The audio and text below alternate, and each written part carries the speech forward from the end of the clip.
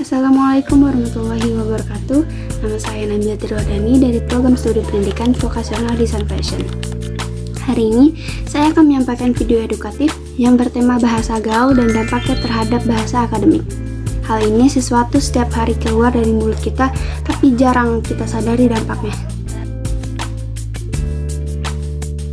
Pernah gak sih kalian lagi nulis esai atau laporan praktikum, tapi tiba-tiba pengen nulis kata banget tuh jadi disingkat BGT atau yang tuh jadi YG.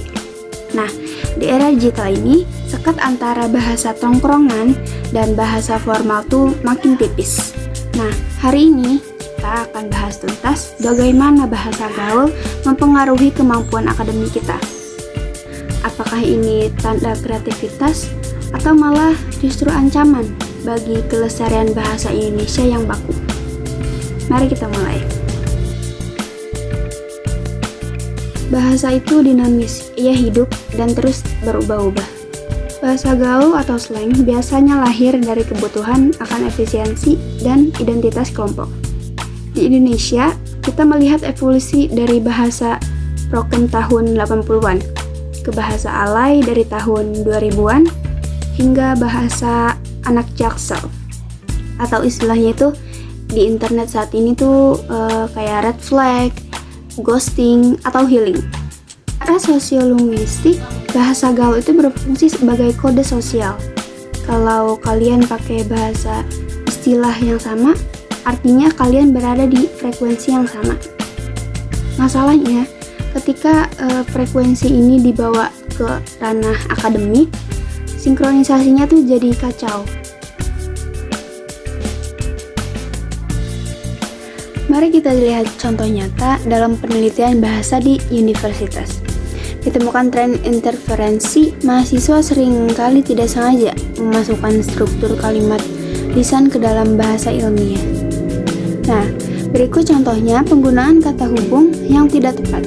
Seharusnya kata yang ditulis oleh karena itu, mahasiswa sering menulis jadi, atau penggunaan kata yang non baku seperti kata sih, dong, atau deh di akhir kalimat yang masuk ke dalam paragraf analisis.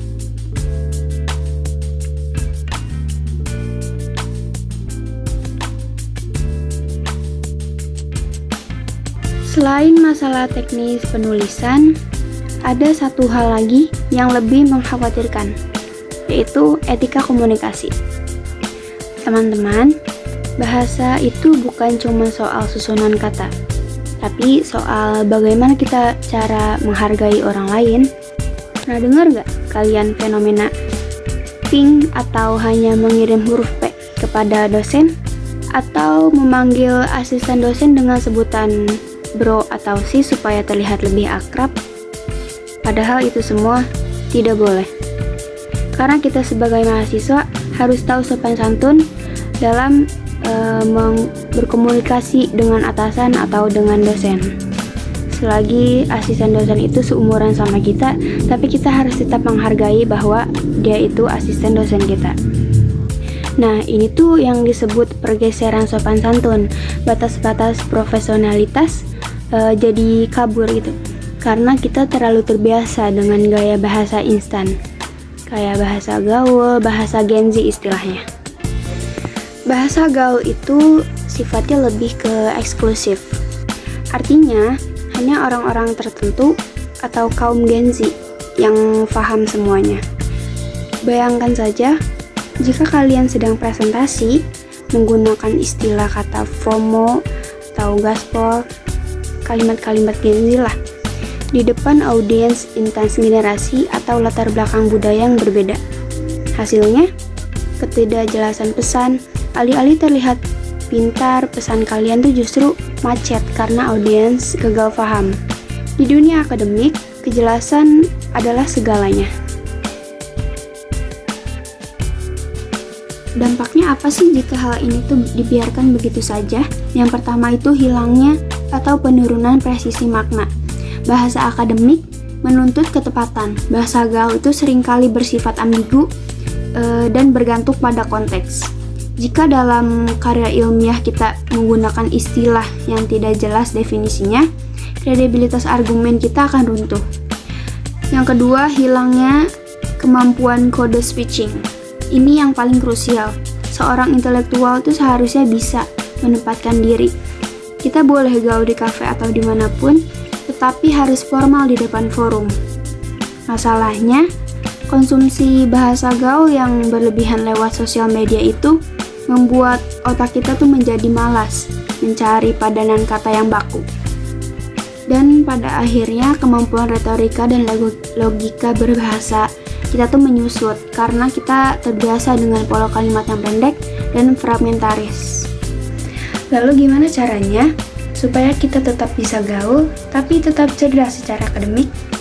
Tenang, aku punya rumusnya. Ini dia, simak. Yang pertama itu konteks. Sebelum bicara atau mengetik, tanya kepada diri sendiri dulu, siapa lawan bicara saya dan di mana saya berada. Jika kalian sedang berada di suatu tempat tongkrongan atau sedang kumpul-kumpul bersama teman, kalian boleh menggunakan bahasa gaul atau bahasa non baku. Tapi kalau kalian berada di forum formal, berkomunikasi dengan dosen, kalian harus menggunakan bahasa baku atau bahasa formal. Yang kedua, clarity atau kejelasan. Pastikan kata yang kalian pakai itu bisa dimengerti oleh semua orang. Bukan hanya kalian dan teman-teman kalian saja yang dimengerti, tetapi semua orang juga harus mengerti apa yang kalian bicarakan. Hindari istilah atau kata-kata yang viral berada di sosial media jika kalian sedang menyampaikan karya ilmiah. Yang ketiga, correctness atau ketepatan. Apakah struktur kalimat kalian sudah benar? Apakah subjek dan predikatnya sudah jelas? Menggunakan kata yang tepat bukan berarti kaku, tapi menunjukkan bahwa kalian menghormati ilmu pengetahuan yang kalian pelajari. Jadi, apakah bahasa gaul itu salah? Tentu tidak.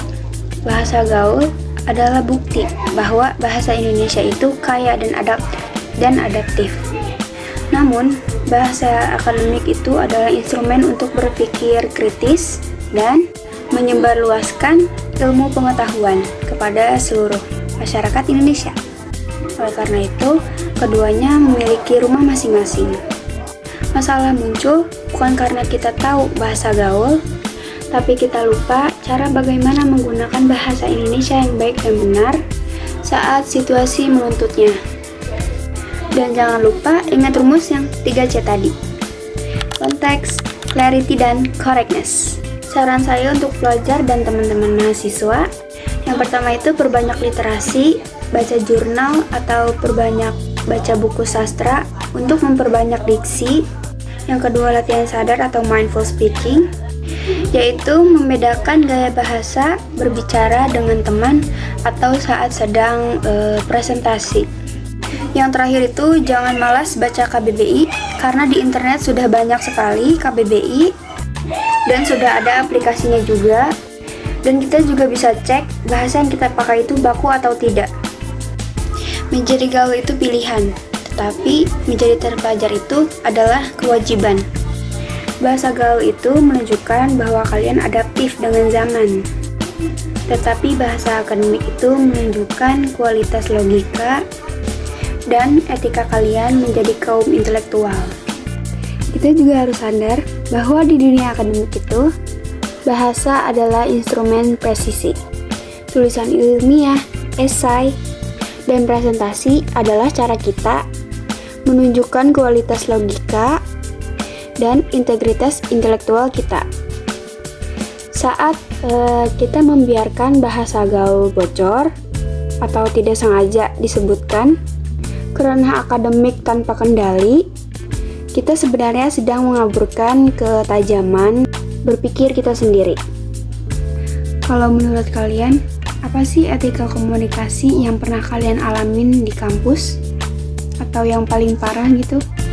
Atau mungkin kalian punya tips lain agar tidak tiba-tiba terpeleset bahasa gaul saat di forum formal atau sedang berkomunikasi dengan dosen? Jangan lupa tulis di kolom komentar ya. Saya Nabila Triwardani Jangan lupa menggunakan bahasa Indonesia yang baik dan benar. Dan jangan lupa juga lestarikan bahasa daerah, atau kalian bisa menguasai bahasa asing. Sampai jumpa. Assalamualaikum warahmatullahi wabarakatuh.